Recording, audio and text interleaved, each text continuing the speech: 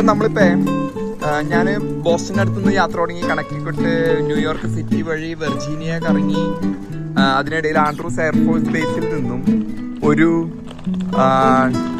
Train എടുത്ത് അല്ല ഒരു മിലിറ്ററി ഫ്ലൈറ്റ് എടുത്ത്, അത് പ്രസിഡന്റ് യാത്ര ചെയ്യുന്ന എയർപോർട്ടിൽ നിന്നും ഒരു മിലിറ്ററി ഫ്ലൈറ്റ് എടുത്തിട്ട് ഞാനിപ്പോൾ എത്തിയിരിക്കുന്നത് ചാൾസ്റ്റൺ സൗത്ത് കരോലീന. അവിടെ ഒരു എയർഫോഴ്സ് ബേസിൽ എത്തി. ഇപ്പം നമ്മൾ റെയിൻബോ റോ, ഇവിടുത്തെ ഒരു ഫേമസ് ചാൾസ്റ്റണിലെ ഒരു ഫേമസ് സ്ഥലമാണ്, അവിടെ എത്തിയിരിക്കുകയാണ്. നമ്മൾ ഈ സൗത്ത് കരോലീനയെ പറ്റി പറയുമ്പോൾ പാൽമെറ്റോ, നമ്മുടെ പാം ട്രീ പോലെ തന്നെ പാൽമെറ്റോ എന്ന് പറഞ്ഞ മരം, ആ മരം ആണ് ഇവിടുത്തെ ഐഡന്റിറ്റി.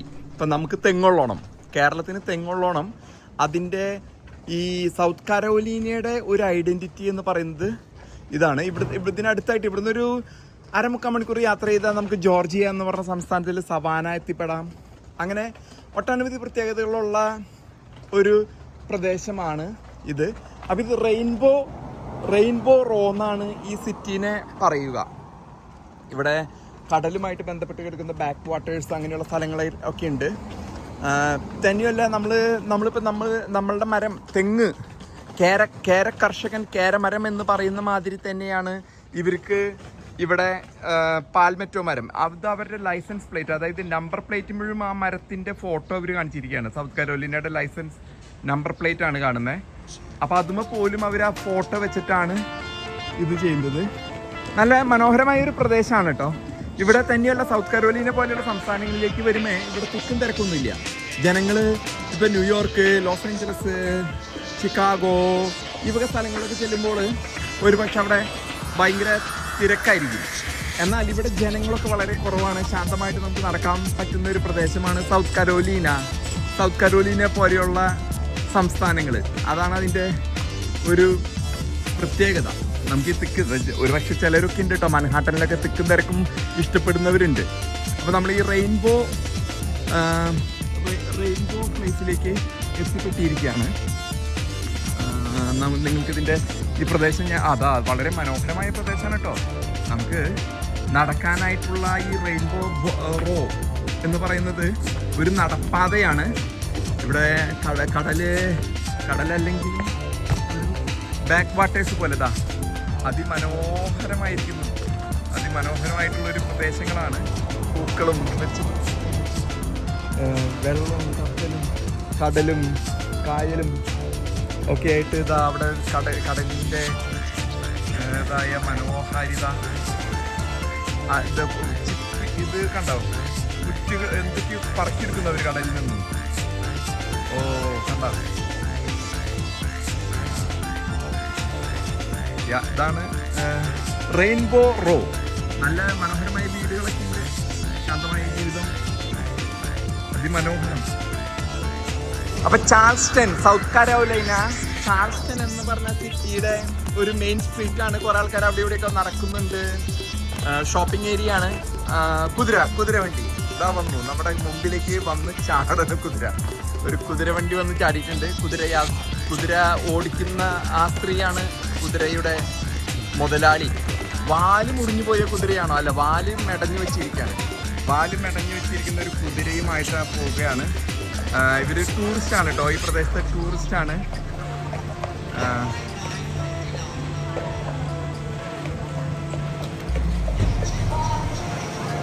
അപ്പോൾ ഇതാണ് ചാൾസ്റ്റൺ സൗത്ത് കരോലീന. നല്ല മനോഹരമായിട്ട് ഡെവലപ്പ് ചെയ്തിരിക്കുന്നു സിറ്റി ഓഫ് ചാൾസ്റ്റൺ. അപ്പോൾ ചാൾസ്റ്റൺ സൗത്ത് കരോലീനയുടെ തെരുവുകളാണ് നമ്മൾ കണ്ടുകൊണ്ടിരിക്കുന്നത്. ഒരു പുരാതന നഗരം പോലെയാണ് നമുക്ക് കണ്ടിട്ട് തോന്നുന്നത്. എന്നാലും കുഴപ്പമില്ല എന്ന് വേണമെങ്കിൽ പറയാം.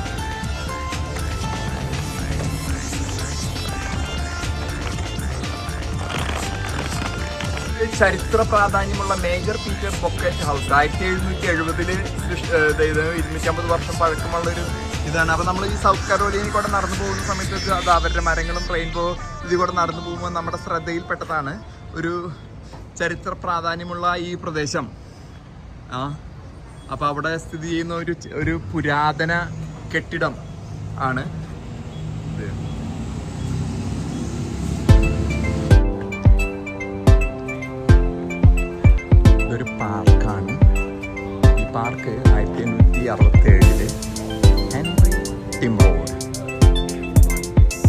അദ്ദേഹം ജനിച്ചത് ഈ നാട്ടിലാണ്. ഒരു ഗൈഡ് ഇല്ല, നമുക്ക് ഗൈഡിൻ്റെ ആവശ്യമില്ല, മലയാളിക്ക് ഗൈഡിൻ്റെ ആവശ്യമില്ല എന്നുള്ളതാണ്.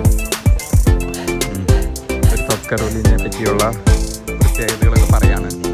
മലയാളിക്ക് നമുക്കറിയാലോ, ഒരു ഗൈഡിൻ്റെ ആവശ്യം മലയാളിക്ക് ആവശ്യമില്ലാതെ വരുന്നില്ല എന്നുള്ളതാണ് മലയാളിയുടെ ഒരു സവിശേഷത. ഇതാരൊക്കെയാണ്? ജോർജ് വാഷിങ്ടണാണ് നിൽക്കുന്നത്. ജോർജ് വാഷിങ്ടൺ നമുക്കറിയാവുന്ന 1776 അമേരിക്ക സ്വാതന്ത്ര്യം കിട്ടുന്നതിന് വേണ്ടി പോരാടിയ ഒരു വ്യക്തിയാണ്. അദ്ദേഹം സൗത്ത് കരോലിനയിൽ വന്നു, ചാൾസ്റ്റണിൽ വന്ന ഒരു ചരിത്രമാണ് എഴുതി വെച്ചത്. 1881 സ്വാതന്ത്ര്യത്തിന് വേണ്ടി വന്നെന്നാണ് പറയുന്നത്. അത് ശരിയല്ല, കാരണം അദ്ദേഹം അതിന് മുമ്പ് മരിച്ചുപോയി. അപ്പോൾ അതിൻ്റെ ഒരു സ്മാരകമാണ്. അദ്ദേഹം 1776 അദ്ദേഹം ഇത് ലാവൻഡറാണ് കേട്ടോ.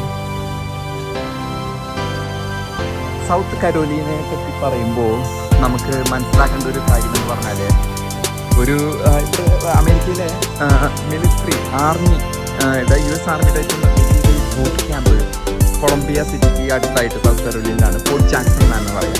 എൻ്റെയൊക്കെ 10-20 വർഷം മുമ്പ് എൻ്റെ ബൂട്ട് ക്യാമ്പ് അവിടെയായിരുന്നു. ബേസിക് കോമ്പാക്ട് ട്രെയിനിങ് എന്ന് പറയുന്നത് പോലെ.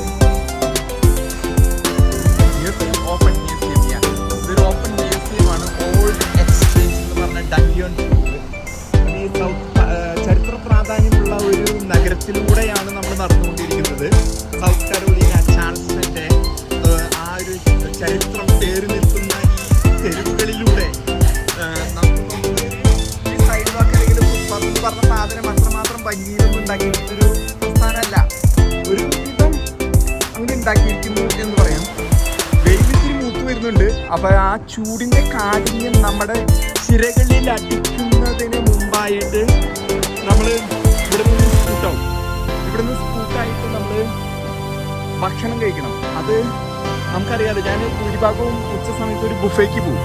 അപ്പോൾ നമുക്ക് ഇഷ്ടമുള്ള സാധനങ്ങളൊക്കെ കുറേ കഴിക്കാം. പക്ഷേ ഒരു പ്രത്യേകത, നമ്മൾ ബുഫേ ഇവിടെ തിരഞ്ഞെടുക്കുന്ന സമയത്ത് അതിൻ്റെ റിവ്യൂസിലും പറ്റിക്കും.